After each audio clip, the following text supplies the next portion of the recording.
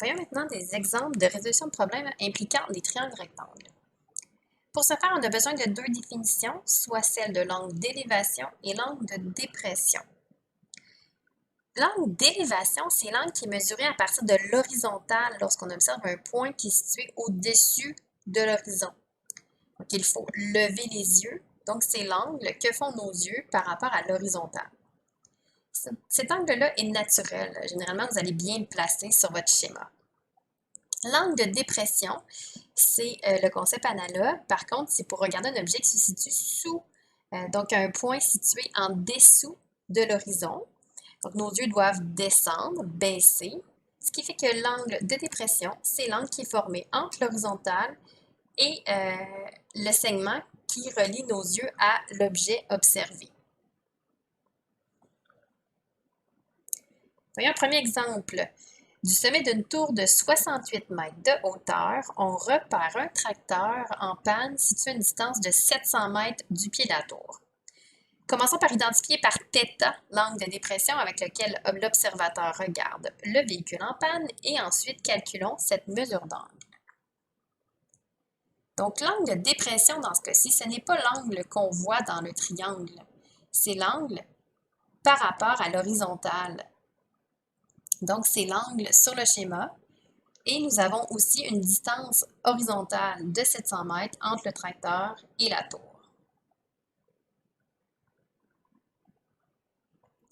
Nous pouvons placer la hauteur de la tour, 68 mètres. Cette hauteur-là se retrouve aussi sur l'autre triangle formé. Ce sont des segments parallèles. Ce qui veut dire qu'on peut trouver la mesure de θ en effectuant le rapport tangente. Tangente de θ, c'est le rapport entre le côté opposé et l'adjacent, donc dans notre situation entre 68 et 700. Comme c'est la valeur de l'angle qui est inconnue, on doit utiliser la fonction trigo inverse pour aller chercher cette valeur d'angle-là. Donc nous ferons arc tangente de 68 sur 700. Comme mentionné dans la capsule qui parle des rapports trigonométriques inverses, nous devons utiliser la touche tan-1 sur la calculatrice et un mode en degrés pour être capable de nous ressortir l'angle en degrés. Donc, si vous appuyez sur la touche tan-1 et vous effectuez tan-1 de votre rapport 68 divisé par 700, la calculatrice devrait vous sortir 5,5 degrés, ce qui est la mesure de l'angle de dépression, donc l'angle formé par l'observateur qui regarde un objet situé sous l'horizon. Exemple 2. Le cerf-volant que Damien retient au bout d'une corde flotte à une hauteur de 78,4 mètres sous un angle d'élévation de 50 degrés. Sachant que la main qui tient la corde se trouve à 1,8 m du sol, calculez la longueur L de la corde déroulée. Vous devriez placer le 50 degrés au bon endroit car l'angle d'élévation est toujours plus naturel, donc c'est l'angle que forment nos yeux par rapport à l'horizontale. Donc c'est l'angle qui se situe justement dans le triangle rectangle formé. Pour la hauteur, donc l'autre mesure connue, on sait que le cerf-volant est à une hauteur de 78,4 mètres du sol, sauf que l'observateur tient sa main à une hauteur de 1,8 m, ce qui fait que le côté opposé à l'angle de 50 degrés est de 76,6 mètres. Donc 78,4 moins 1,8 m.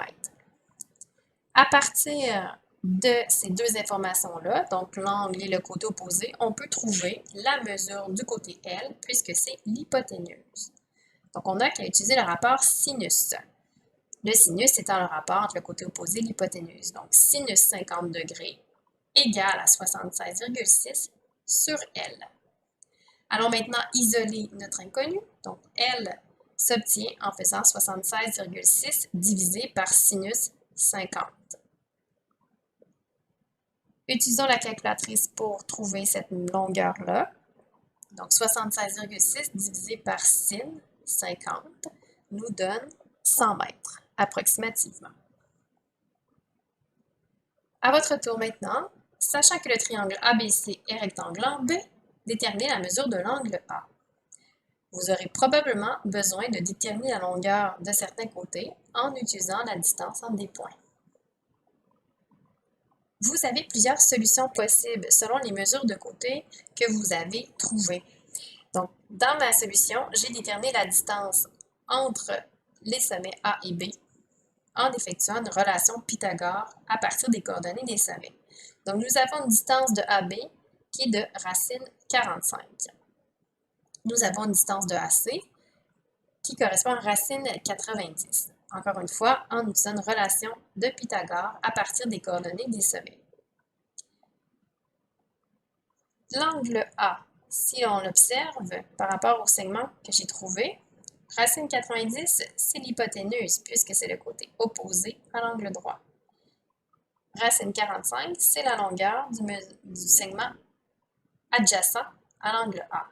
Donc, le rapport trigonométrique à utiliser sera donc le cosinus qui donne la mesure, le rapport trigonométrique entre le côté adjacent et l'hypoténuse.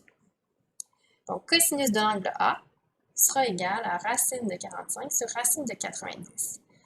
Utilisons certaines propriétés des racines déjà vues pour simplifier cette expression.